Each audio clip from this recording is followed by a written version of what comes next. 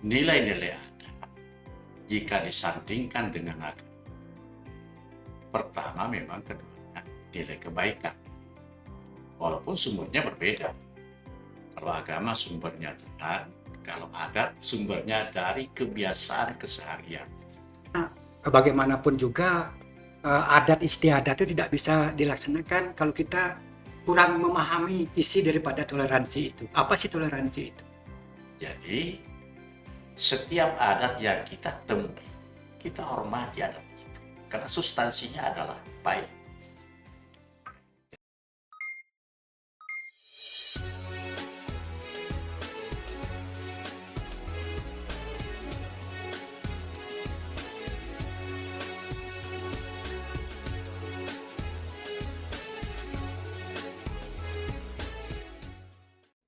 Apa jadinya kalau perbedaan bukan pemisah, tetapi jalan untuk saling mengenal?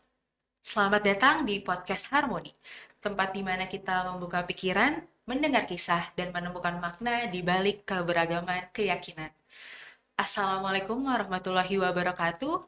Salam, Om Swastiastu, Namo Buddhaya, Salam Kebajikan. Perkenalkan, saya Sheila Medina yang akan menjadi host pada episode kali ini. Dan di dalam ruangan podcast kita sudah kedatangan dua tamu istimewa. Yang pertama, Bapak Kiai Haji Muhammad Rashid, selaku Ketua FKUB Provinsi Kalimantan Timur. Dan yang kedua ada Bapak Gusti Made Jaya Adi, selaku Sekretaris PHDI Kalimantan Timur. Benar, Bapak? Makasih, benar. Apa kabar Bapak-Bapak semua? Alhamdulillah, Alhamdulillah, sehat. sehat. Alhamdulillah, Masya Allah. Di umur yang sudah tidak muda lagi, tapi masih sehat dan sangat Ya, berdampak ya untuk alhamdulillah. Bapak-Bapak. Ya, Tapi Astagfirullah. terlihatnya sih masih muda, Ya. Masya Allah.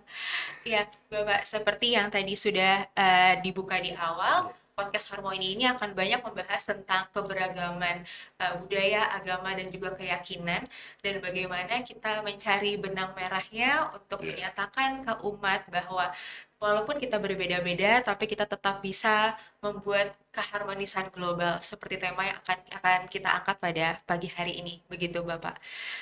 Mungkin sebelumnya saya mau bertanya kepada Kiai Roshid selaku Ketua FKUB Provinsi Kalimantan Timur. Begini, Bapak, melihat posisi adat yang ada di Kalimantan Timur ini begitu beragam, begitu ya, Pak. Bagaimana menjaga harmonisasinya sehingga masyarakat ini merasa tidak ada yang terkucilkan satu sama lain? Iya. Yang pertama kita harus sepakat dulu bahwa adat itu mempunyai nilai yang baik. Adat disepakati nilai-nilainya, kemudian diterapkan pada akhirnya menjadi satu kebiasaan. Kebiasaan itu terpelihara. Nilai-nilai adat jika disandingkan dengan agama. Pertama memang keduanya nilai kebaikan. Walaupun sumbernya berbeda. Kalau agama sumbernya Tuhan, kalau adat sumbernya dari kebiasaan keseharian yang muncul. Nah, karena penting untuk menjaga harmoni kehidupan, maka diawali dengan memahami dulu nilai itu. Kemudian kita hormati dan dilaksanakan di dalam dua hal. Yang pertama, di dalam keseharian kita. Kemudian yang kedua, di dalam event-event tertentu dalam kehidupan bermasyarakat. Misalnya event yang sering dimunculkan oleh adat itu, pernikahan. Pernikahan di situ ada nilai agama, sifatnya substantif. Tapi teknis pelaksanaan dari pernikahan itu banyak tambahan-tambahan dari peradaban manusia. Yang pada dasarnya itu adalah menjaga supaya kita tetap merasa kebersamaan di dalam tambahan-tambahan kegiatan. Tambahan itu kesepakatan. Jadi adat itu memang muncul dari pemahaman dan kebersamaan keseharian satu masyarakat. Jadi itu kalau gitu maka posisi adat itu penting di dalam menjaga harmoni masyarakat pada sisi peradaban. Dan sisi peradaban itu kalau dijalankan, digandengkan dengan sisi ajaran agama, itu tidak akan bertabrakan. Di Indonesia ada satu ungkapan yang menarik, tapi kalau nggak salah munculnya itu dari Sumatera Barat, bahwa adat bersendi sara. Sara itu bahasa agama. Sara itu artinya hukum. Hukum agama. Adat bersendi sara atau hukum agama, artinya adat itu tidak boleh bertabrakan dengan hukum agama. Tapi hukum agama itu bersendikan kepada kitabullah dari Tuhan. Nah, fitrah manusia secara keseluruhan itu sama. Apapun agamanya, fitrahnya sama. Karena dari Tuhan. Jadi, semua kita memiliki yang namanya baik. Cuma aktualisasinya dari sisi peradaban antar daerah berbeda-beda. Substansi sama, teknik pelaksanaannya bisa berbeda. Ya. Jadi pentingnya, sangat penting saya, menurut pandangan saya. Iya, iya, iya. Berarti yang saya bisa tangkap dari penuturan Pak Kiai adalah kita perlu pahami dulu bahwa adat ini tuh adalah kebiasaan yang kita temukan sehari-hari, namun sebenarnya dasarnya pun tetap dari firman Tuhan ya Pak, yang fitrah Tuhan. Secara substansi fitrah. Iya, iya, iya. Baik. Nah, tadi Bapak sudah sempat menyampaikan salah satu contohnya adalah lagi pernikahan seperti itu. Apakah ada contoh kearifan lokal lain, Pak, Banyak, yang berhasil menjadi perekat antar umat beragama di daerah kita? banyak. Orang Islam nikahan. Yang diundang itu kan tidak hanya Islam. Semua masyarakat lingkungannya di situ. Nah, di dalam nikahan itu ada tradisi masyarakat yang kadang-kadang ada pada Islam, ada pada agama yang lain. Di dalam perkawinan itu. Tapi antar daerah di Indonesia juga berbeda-beda. Kenapa? Karena ada itu bentukan lokal. Agama universal, adat bentukan lokal. Maka adat di Kaltim mungkin tidak sama dengan adatnya suku-suku di Luar Kaltim. luar Kaltim. Benar. Tetapi kalau mereka memiliki adat itu, misalnya taruhlah dari Sulawesi, mereka pindah ke Kalimantan Timur, nikahan itu kadang-kadang adatnya dibawa. Iya. Nah, jadi pemahaman kita adalah adat itu sesuatu yang baik, yang menjadi kebiasaan keseharian. Dalam pernikahan misalnya, setelah akad nikah ada ketuk pintu. Dan pertanyaannya mana kuncinya? Iya, iya, iya. Satu contohnya, mana kuncinya? Hmm. Nah, orang lain mungkin nggak tahu, tapi orang Sulawesi tahu. Bahwa kuncinya tuh bentuknya begini. Iya, iya, iya. Nah, itu contoh. Begitu juga khitanan, begitu kelahiran. Oh, iya. Ya, ada tradisi Jawa, ada tradisi Sumatera, Sulawesi. ada Sulawesi, ada Iya. Kalimantan. Oh, iya. Tapi substansinya adalah sesuatu yang dinilai baik oleh lokal. Oh, Masya Allah. Iya, iya, iya, benar. Berarti ada banyak sekali kearifan lokal yang kita lihat sebenarnya memang itulah yang membuat masyarakat tuh bisa saling akrab dari mulai mengundang pernikahan, Iya. juga datang ke acara hitanan, seperti tadi Bapak sampaikan ya Pak. Nah, saya jadi penasaran Pak Made, kalau dalam pandangan Hindu sendiri, bagaimana hubungan antara adat atau tradisi tadi yang sudah sempat disampaikan oleh Kiai Rashid dan ajaran agama dalam membangun harmoni, Pak? Terima kasih Mbak Ola.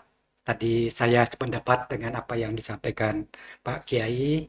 Jadi betul sekali apa yang disampaikan tadi, bahwa adat istiadat itu kan warisan lokal ya, warisan lokal yang menjadi kebiasaan, warisan lokal yang menjadi kebiasaan, sehingga kalau menurut saya itu akan menjadi sesuatu yang baik ya, untuk dikembangkan, sehingga pada suatu daerah akan menjadi nilai-nilai yang berbudaya. Tadi seperti contohkan bahwa mengundang, contoh di perkawinan, mengundang teman-temannya atau sanak saudaranya yang ada di sekitarnya untuk bersama-sama mengungkapkan rasa kebahagiaannya di hari pernikahan itu. Jadi saya kira adat istiadat sejalan saja dengan apa yang menjadi menjadi tujuan juga daripada agama di masing-masing eh, masyarakat kita. Ya, Pak. Ya. Oke, nah, selaras dengan pertanyaan tersebut, Pak, boleh Pak Made diberikan contoh, misalnya ada tidak ritual dari agama Hindu yang mengandung nilai universal untuk keberagaman, kebersamaan? Ya mungkin saya bisa contohkan ya, kalau misalnya menurut agama kami, agama Hindu, eh, sekarang kalau saya kan sudah tidak di Bali ya. Kami menjadi penduduk Kalimantan Timur yang masih membawa budaya Bali. Oh ya, Budaya Bali ya. Jadi seperti misalnya kegiatan pada saat kita melasti. Kita melasti itu kita akan mencari air kehidupan ya di sungai atau di laut, sehingga nanti akan dibagikan kepada masyarakat untuk kita bersiap-siap menghadapi tahun baru Nyepi. Itu salah satunya ya. Jadi itu kebersamaan itu menurut saya eh, sangat sangat baik sekali meskipun kita sudah tidak tinggal di Bali Bali. lagi. Jadi kita bawa ke Kalimantan dan menjadi lama-lama juga menjadi kebiasaan juga kegiatan melasti itu di Kalimantan, dan itu luar biasa kalau menurut saya. Setiap kita melaksanakan kegiatan melasti, masyarakat di sekitar ya, masyarakat di sekitar yang tidak beragama itu pun juga berduyun-duyun juga ikut menyaksikan, meramaikan gitu ya kegiatan tersebut, dan kami juga merasa sangat bahagia bahwa kegiatan ini juga dirasakan oleh masyarakat yang ada di sekitar tempat kami tinggal. Seperti itu, Mbak. Iya. Berarti walaupun masyarakat yang tinggal di sekitar tuh tidak merayakannya, tapi ikut menikmati Betul, keseruannya gitu betul. ya, Pak Ikut ya. menikmati keseruannya dan apa-apa seperti itu menjadi buat kami itu menjadi sesuatu yang luar biasa gitu ya. Jadi bahwa masyarakat yang berbeda dengan kita juga sangat antusias ingin mengetahui tradisi-tradisi yang ada di agama Hindu. Oh Luar ya, biasa iya, kalau luar menurut biasa kami. sekali. Ya. Ini menarik Pak Made karena sebenarnya jadi selain pertanyaan kedua, Bapak juga sudah menjawab pertanyaan ketiga saya. Saya tadi ingin bertanya bagaimana Bapak dan teman-teman agama Hindu lainnya itu menjaga warisan budaya yang tadinya selalu dilakukan di Bali, Oke, terus betul. sekarang harus tinggal di Kalimantan Kalimantan Timur Timur, gitu ya. dan kita laksanakan itu Dan juga tetap seperti sama bisa di Bali. dilaksanakan Iya. ya. Berarti mungkin boleh diberi gambaran sedikit Pak, selain kegiatan melasti, apakah ada kegiatan lain yang ternyata saat Bapak lakukan di Kalimantan Timur itu tetap bisa berjalan seperti Bapak melakukan di Bali? Karena mungkin kan ada sedikit perbedaan ya, setahu saya saat di Bali mungkin Nyepi bisa full Ya, semuanya betul, betul. sepi Ya, gitu, sementara di sini pasti tetap akan ada yang yang masih ada yang harus masyarakat ada yang jalan-jalan adaptasi gitu. ya. Ya, betul. Apa boleh diceritakan Pak pengalaman-pengalaman seperti itu? Begini Mbak Ola, jadi untuk kegiatan pelaksanaan melasti ya, melasti kemudian nyepi kan yang dilaksanakan oleh mereka yang beragama Hindu. Jadi kepada mereka yang tidak beragama Hindu boleh saja tidak tapi kan di kita sendiri di keluarga kita Hindu melaksanakan nyepi itu seperti apa yang sudah Bukan biasanya dilakukan ya. sebelumnya. Jadi tetap kami tidak bepergian, tidak memasak, tidak menyalakan lampu, tidak bekerja gitu ya. Ada empat hal yang tidak kita lakukan. Itu kita lakukan juga di Kalimantan Timur, dan eh, masyarakat atau lingkungan saya yang bulan saya tinggal itu juga beliau sangat menghargai kami.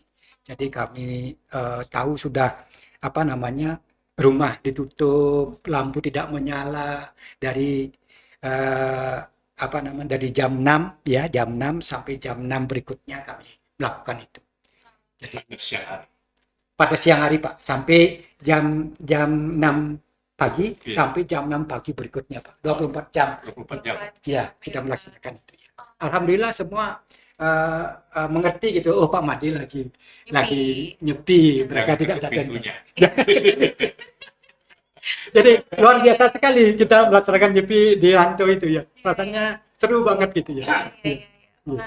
Ini Oke, menarik. Berarti sejauh ini tidak pernah ada masalah ya, Pak, Tidak. walaupun sudah berbeda lingkungan, Betul, berbeda betul. Tidak karakter. ada, kami sudah merantau ya, tahun 87 sudah berapa tahun nih? Sudah 37 tahun ya. Iya, Jadi sama sekali tidak pernah kami merasakan apa namanya terganggu. terganggu, kemudian dilakukan berbeda dengan masyarakat, tidak pernah. Kami justru setelah itu kan seharinya kami ngembak geni ya.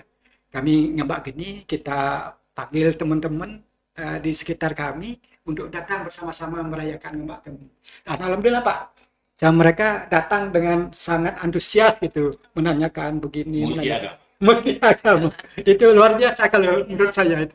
iya, iya, Masya Iya, Allah, keren sekali. iya, Nah, ini jadi ingin saya tanyakan ke Kiai Rashid, Iya. Bapak. Jadi tadi kita sudah dengar dari Pak Made perbedaan-perbedaan yang terjadi gitu, tapi menurut Kiai sendiri, apakah ada tantangan besar yang kita hadapi dalam tujuannya untuk menjaga keseimbangan harmoni keberagaman ini, Pak? Mungkin Ya. walaupun yang sudah kita dengar, alhamdulillah sejauh ini aman gitu ya, tapi mungkin mungkin tidak, Pak. Ada tantangan yang akan kita hadapi di Iya. kemudian hari. Tadi saya katakan, namanya adat itu ada implementasi di dalam keseharian. Ya. Tetapi ada juga implementasinya di dalam satu ritual.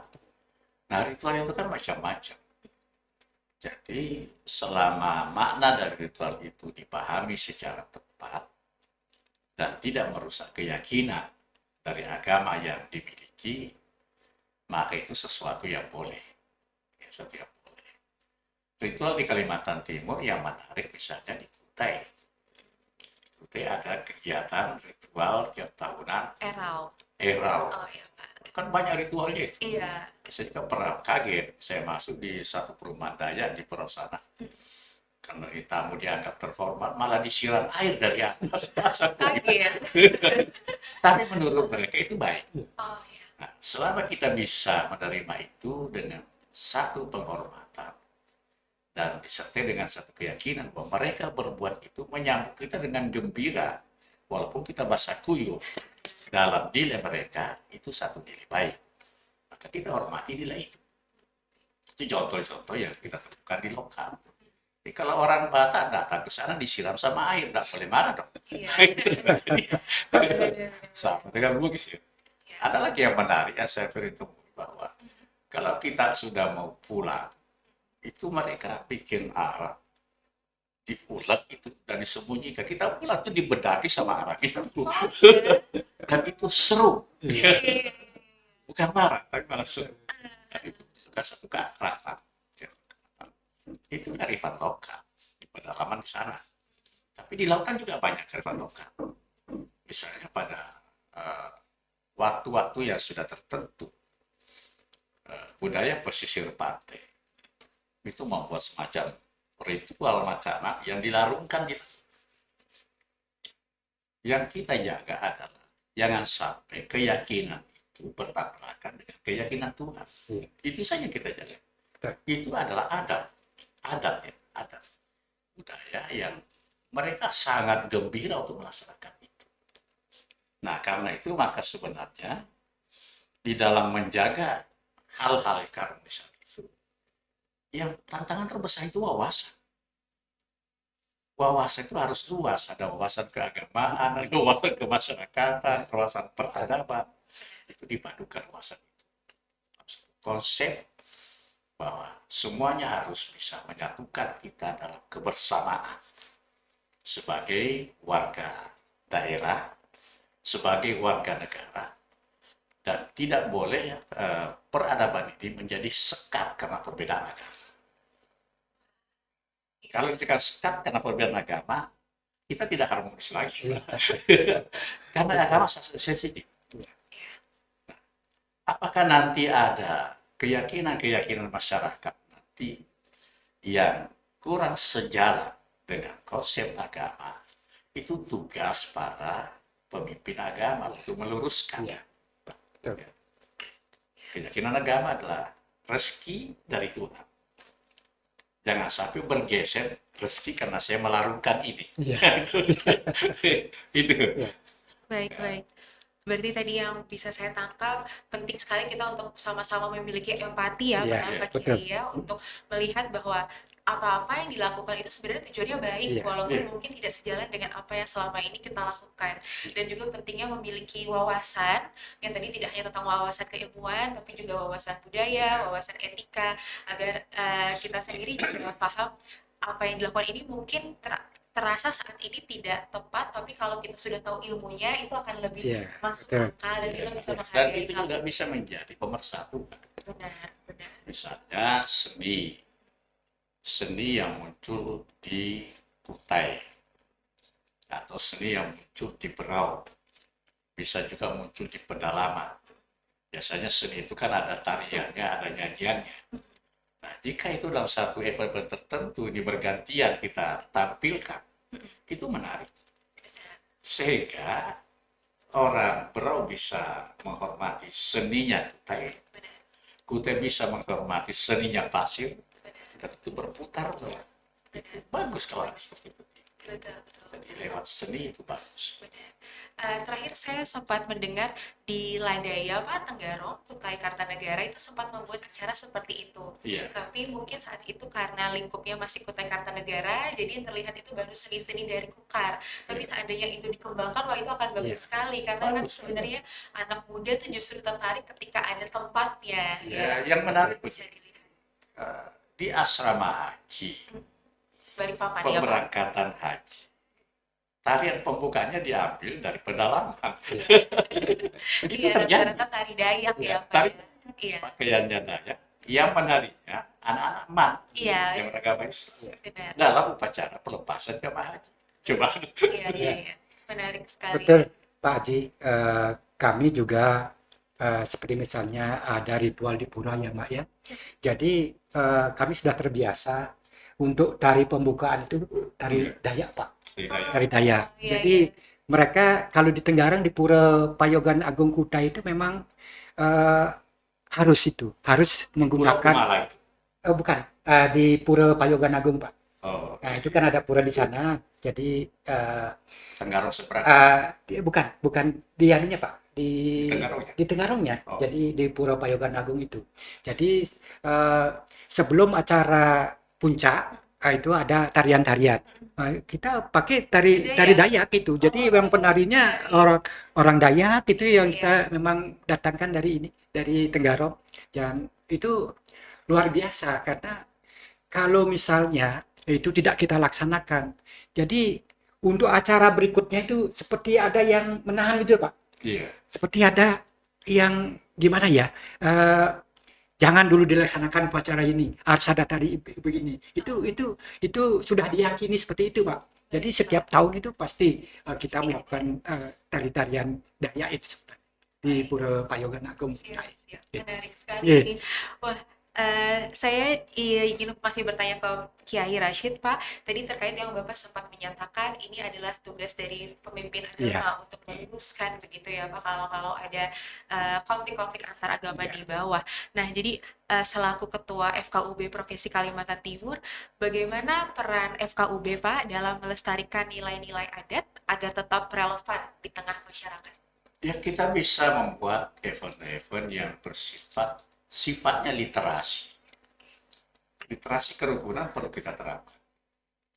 Soal bentuknya literasi itu kondisional. Tentu dirumuskan oleh satu tim, tapi bisa kita lakukan. Tapi literasi menjadi penting. Karena dalam literasi itu kita bisa melihat berbagai macam perbedaan, lihat potensi positif itu bisa kita lihat di situ. Dan hal-hal yang bersifat bisa merusak kerukunan itu tidak akan muncul ke permukaan. Tetapi juga memang karena ini satu kegiatan tradisi, tidak mustahil ada juga orang-orang tertentu yang kadang-kadang mengkompromitir antara adat dengan agama. Ya lewat literasi sudah kita atas. Orang itu kan nyimpang tuh keyakinannya. Itu sesuatu yang bisa muncul dalam otaknya. Apalagi kalau lewat media bisa berbentuk hoax dan sebagainya, kan harus waspada. Iya, wah, menarik sekali Pak. Karena memang saat ini tuh menurut saya pribadi yang Gen Z ini permasalahannya tuh adalah kita terlalu banyak mendapatkan informasi, tapi itu tidak cukup waktu dan tenaga untuk mencari tahu apakah informasi yang kita baca ini benar atau Iya. tidak. Iya, Nah, dengan adanya event-event literasi itu setidaknya memberikan kesempatan kami-kami yang muda ini untuk belajar. Ayo kita benar-benar membaca, mencari tahu suatu informasi itu benar atau tidaknya. Jadi tidak mudah untuk terjebak dengan asumsi-asumsi Iya. gitu ya Pak yang tidak Betul, baik antar umat ya. beragama. Jadi kalau kita bicara tentang informasi, ada kriteria yang harus kita pakai. Yang pertama adalah apakah sumbernya itu benar. Saya pernah melihat di satu video Pak SBY kampanye bahwa merokok itu bagus. Itu satu pertanyaan, apakah itu dari Pak SBY atau bukan? Bisa saja kan gambarnya Iya. ditampilkan. Benar, benar. Beliau berbicara, tapi jelas dari sisi mimiknya kelihatan itu kelemahan. Itu satu contoh. Kita harus tahu ini sumbernya benar nggak? Karena itu bisa diubah. Yang ngomong Pak Made dan yang tapi saya itu bisa. Iya, iya, Iya, benar. Bisa kan? Benar. Harus cari dulu apakah itu benar sumbernya. Yang kedua, isinya itu benar nggak? Rasional nggak? Misalnya yang sering muncul, Pak Jokowi itu pengkhianat. Benar nggak? Kita lihat jasanya begitu besar. Iya. Ada yang berani bukan? Iya.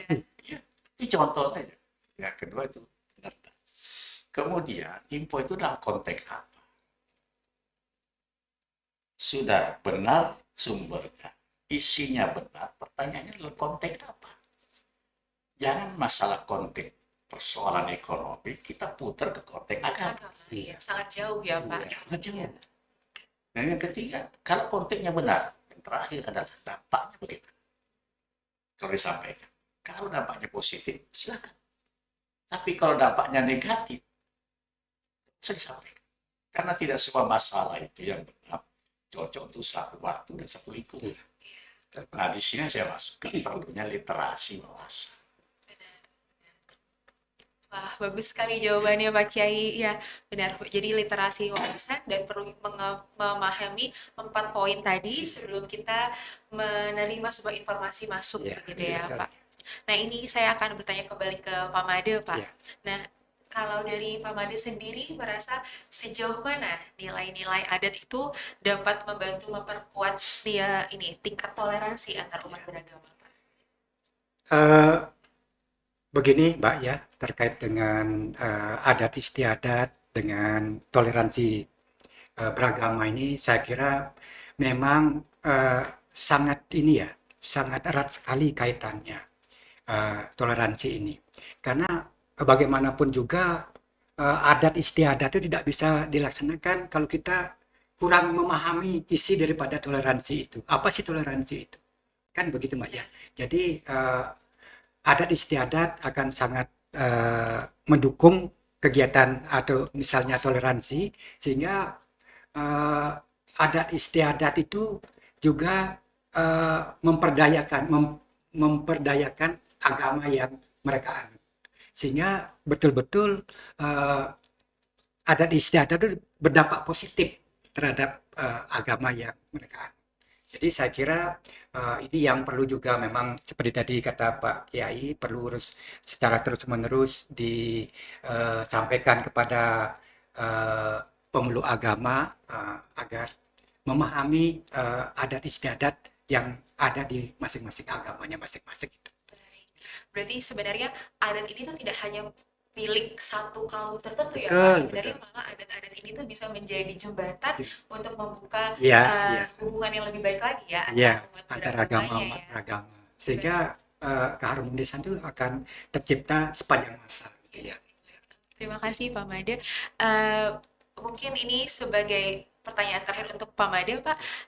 Dari perbincangan kita tadi, apakah ada harapan Bapak di hari adat ini agar kearifan lokal bisa mendukung keharmonisan secara global? Iya.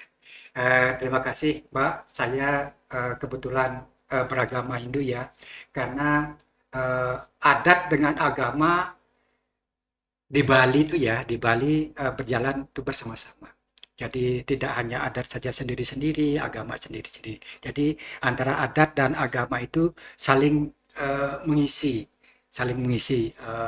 Sehingga masyarakat di Bali, termasuk juga kami yang perantauan, jadi selalu harus tetap menjaga warisan-warisan budaya itu sehingga benar-benar yang merantau juga bisa memahami apa itu adat istiadat, apa itu agama, sehingga mereka benar-benar menjadi sangat yakin dengan apa yang mereka lakukan. Itu, Mak.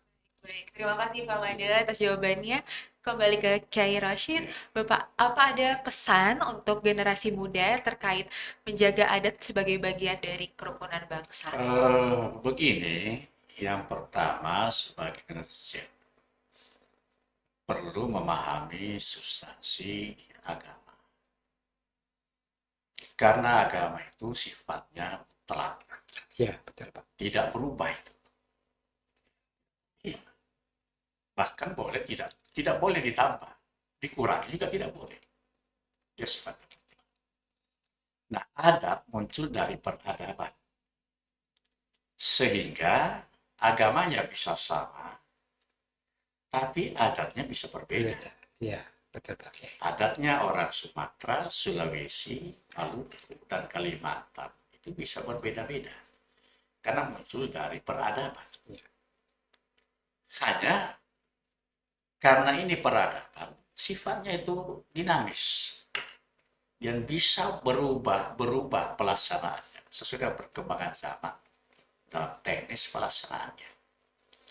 Jadi setiap adat yang kita temui, kita hormati adat itu karena substansinya adalah baik. Jadi orang Sumatera ke Kalimantan Timur lihat adat Kutai dan Dayak penduduk Kalimantan, yakini dulu itu substansinya baik, tapi mungkin bisa berbeda prakteknya dengan yang di Sumatera. Karena itu kalau ingin mengharmoniskan ke depan adat apapun yang kita temui, kita hormati. Dan itu implementasikan dalam kehidupan di mana kita berada. Karena kita di Kalimantan Timur, implementasinya sesuai dengan adatnya Kalimantan Timur. Tidak berarti adat kita dihilangkan. Ya, dihilangkan. Seperti yang sekarang tadi, yang contoh itu. Kalau sudah akad nikah, orang Kalimantan jemput istri. Macam-macam bentuknya kan. Apalagi di resepsi. Tapi ada yang tradisional. Jemput istrimu, pintunya tertutup. Diketuk dulu. Itu. Siapa? Saya mau jemput ini. Pakai kunci dong. Pakai kunci apa ya? Jangan dikira kunci ini. Itu ada tradisi. Iya. Kalau tidak tahu, tidak mengerti ya Pak maksudnya. Baik. Misalnya tanya, saya mau yang hijau. Ini hijau boleh? Oh, enggak boleh. Saya mintanya merah. Bisa. Tapi itu tradisi. Tradisi yang dilaksanakan tidak berarti melecehkan. Tetapi menunjukkan satu keakraban calon suami istri dan keluarganya akrab. Sampai berani ngomong begitu. Mana kuncinya? Mau kunci yang mana? Yang hijau? Yang biru? Atau yang merah? Itu ya. Bisa kita temui. Bisa. Nah, ketemu apapun yang namanya adat. Pertama, substansinya adalah baik. Tapi bentuknya mungkin berbeda antar suku. Selama kita bisa memahami itu dan kita hormati adat itu, insya Allah rukun. Ya, rukun. Kalau generasi muda kita pahami ini, seterusnya itu akan rukun terus. Jadi dipelihara adat. Baik, berarti terima kasih Pak Kiai atas jawabannya. Ini jawaban Pak Made dan Pak Kiai sebenarnya saling bersinambungan. Jadi tadi Pak Made sempat menyampaikan bahwa harapannya generasi muda ini walaupun saat ini misalnya menjadi transmigran gitu ya Pak. Maksudnya walaupun mungkin lahirnya sudah di Kalimantan Timur, tapi tidak melupakan adat Balinya yang sebenarnya masih kental secara darah, tapi mungkin tidak secara lingkungan. Namun jika kita mengingat di mana root kita, di mana akar kita, sebenarnya adat lokal ini akan tetap terus tumbuh begitu ya Pak, dan bisa menjadi pendukung dari keharmonisan global. Dan itu ditambah juga dengan jawaban Pak Kiai yang menyatakan semua ini tuh bisa terjaga dengan baik jika generasi muda tuh mengingat bahwa penting sekali untuk saling menghargai adat istiadat satu sama lain, karena sebenarnya substansinya itu pasti baik begitu ya Pak. Walaupun mungkin yang terlihat itu berbeda dengan yang sering kita lakukan, tapi tujuannya itu adalah untuk kebaikan bersama. Begitu. Bapak-bapak, terima kasih banyak atas kesempatan dan waktu yang sudah diberikan. Semoga jawaban-jawaban Pak Kiai Rashid dan juga Pak Made bisa menjadi pencerahan dan jadi ilmu baru bagi teman-teman podcast Harmoni yang mendengarkan episode pada pagi hari ini. Mungkin sekian yang bisa kita diskusikan. Teman-teman jangan lupa untuk selalu mendengarkan podcast Harmoni di episode-episode berikutnya, karena pada podcast ini kita akan banyak mengulik cerita-cerita lain dari perbedaan-perbedaan yang ternyata dapat mempersatukan kita bersama. Terima kasih. Wassalamualaikum warahmatullahi wabarakatuh. Waalaikumsalam. Waalaikumsalam.